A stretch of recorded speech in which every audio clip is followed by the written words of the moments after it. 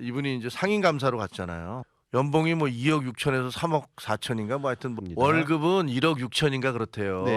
1억 6천인가 그런데 상여금이 50에서 125%인가 뭐 150%인가 그렇다는 거예요. 네. 그러니까 그 월급에다 그걸 붙여서 주는 거잖아요. 그쵸. 그렇게 되면 뭐 2억 얼마에서부터 3억 얼마까지 그 네. 약간 변동이 있지만 네. 어쨌든 그렇게 많은 돈을 받는 자리고 더구나 이제 한 달에 470만 원인가 정도의 법인카드. 법인카드를 쓴다라고 하니까 정말 꿈의 직장 아니겠어요? 그렇습니다. 대한민국에서 그런 정도의 자리에 가 있을 수 있는 사람이 뭐 몇 명이나 되겠습니까? 많지 않- 근데 거기다 그 사람은 그 금융과는 아무런 상관이 없는 분이잖아요. 어마어마한 좋은 자리인데 비전문가이고 그다음에 거기에 이제 또 뭐 기사에다가 차에다가 비서에다가 뭐 이런 많은 엄청난 혜택을 받는 자리에 갔기 때문에 이분이 그 자리에는 도대체 어떻게 가게 된 거냐?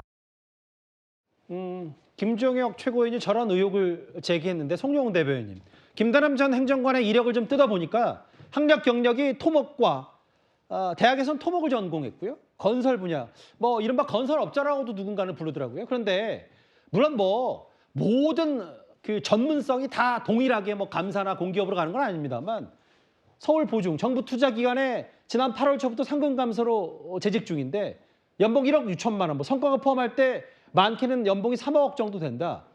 그러니까 전문성이 좀 떨어지는 이 사람을 왜 감사로까지 한 게 누군가 영산에서 입김을 불어넣지 않았냐, 뭐 이런 얘기를 좀 하고 있는 것 같습니다. 그런 의혹이 제기되고 있기 때문에 좀 뼈아픈 지점이 있죠. 문재인 정부 때 어떤 일이 있었냐면 그 노사모 초창기 멤버로 이상호라는 분이 있습니다. 예. 총선 출마도 했었는데 그분이 문재인 정부에서 그 건설공제조합 상근감사인가요? 거기에 임명이 됐는데 연봉이 한 2억 7천만 원 정도 된다고 알려져서 큰 논란이 있었던 적이 있습니다. 그런데 지금 비슷한 상황인 거 아니겠습니까? 저 김대남이라고 하는 분은 지금 벌어진 상황 두 가지를 보면은 저분은 공기업을 감사를 할 것이 아니라 오히려 본인이 감사를 받아야 되는 분이 아닌가 싶습니다. 첫째로 이 서울의 소리라고 하는 유튜브 매체가 어떤 매체입니까? 예. 그 김건희 여사와의 7시간 통화 녹취록 보도부터 시작해서 그 몰카 영상 보도까지 굉장히 어떻게 보면 많은 논란을 일으켰고 그 게이트키핑이 잘 되는 매체인지도 의문스럽고 언론이라고 말하기도 좀 민망한 측면이 있습니다. 이런 곳과 장시간에 걸쳐서 통화를 하고 그다음에 두 번째로 이 허위사실을 가지고 이 정치 공작을 도모했다는 것. 이런 점에서 보면은 글쎄요, 이분이 과연 공기업이 투명하고 올바르게 경영이 되고 있는지 감사를 할 수 있는 위치에 있는 인물인가? 예. 아니면은 오히려 누군가의 감사를 받아야 되는 인물인가? 아마 시청자들께서 보고 판단하실 거라고 생각합니다. 시청자 판단은 알아서 하실 텐데 송영훈 대변인 개인적으로는 어떻게 생각하세요? 이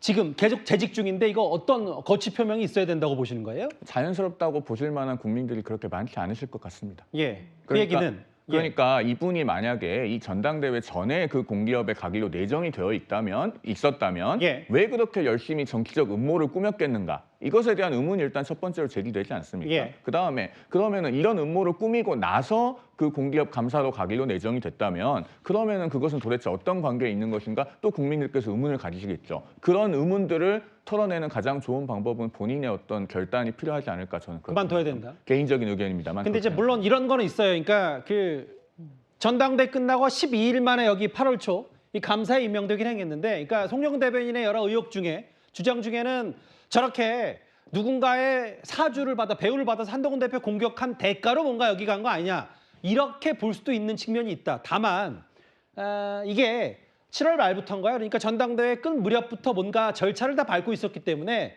뭐 그런 공격 사주를 본인이 했다고 해서 그 대가로 여길 갔다 이렇게 아직 단정할 수는 없고, 뭐 그 부분까지 뭐 아까 송영훈 대변인 말씀처럼 감찰을 해야 된다고 하니까 당에서 뭐 그런 것까지 지켜보겠습니다. 근데 이게 통상 다들 예. 아시겠지만 공기업에 임원에 지원하게 되면 다 이제 신원조회까지 하는 것 같더라고요. 그렇죠. 그러니까 그 절차가 보통 뭐 한 달 이렇게 걸리질 않아요. 더 걸려요. 예. 그러니까 저게 뭐 저 진상 규명을 해봐야 되겠지만 어쨌든 저 한동훈 대표에 대한 저런 여러 가지 그 불미스러운 일, 이것과 공기업 임용과 알겠습니다. 연관시키는 것은 맞지 않다. 왜냐하면 절차상 그렇다는 거예요. 예.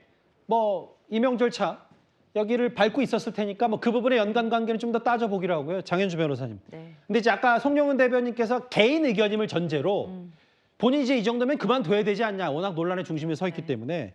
근데 오늘 야당 쪽에서 뭐라 그랬냐면 이거 김대남 전 행정관을 만약에 이제 거짓 표명하거나 본인이 그만두면 뭐 단독 변명이라는 표현 썼고 아니면 같이 이제 별다른 그 거짓 표명이 없다면 이거 용산과 함께하는 일이라는 분석까지 나왔거든요. 그렇죠. 뭐 우상호 전 의원이 그런 말씀을 하셨던데요. 그러니까 그만큼 김대남 전 행장관, 그 김대관 감사의 지금 녹취록에 김건희 여사와 관련된 내용들이 등장을 하기 때문입니다. 사실 대통령실에서도 만약에 김건희 여사와 정말 관련이 없고 김대남 감사가 했던 이야기들이 정말 거짓이다, 뭐 김 여사와 전혀 관계가 없는데 나온 이야기다라고 한다면 저는 좀 더 자세한 입장이 나올 법도 하다고 생각이 들거든요.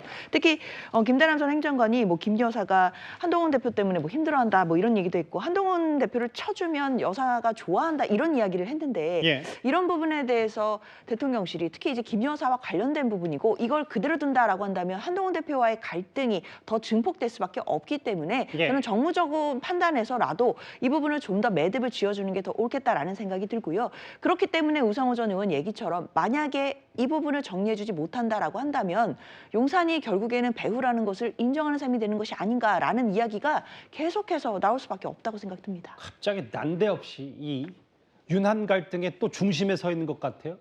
일단 용산 대통령실이 여러 한동훈 대표가 우회적으로 얘기를 했습니다만 한 대표 오늘 해당 논란에 대해서 감찰을 지시했고 이 김대남 전 행정관 입장까지 하나하나 만나봤습니다.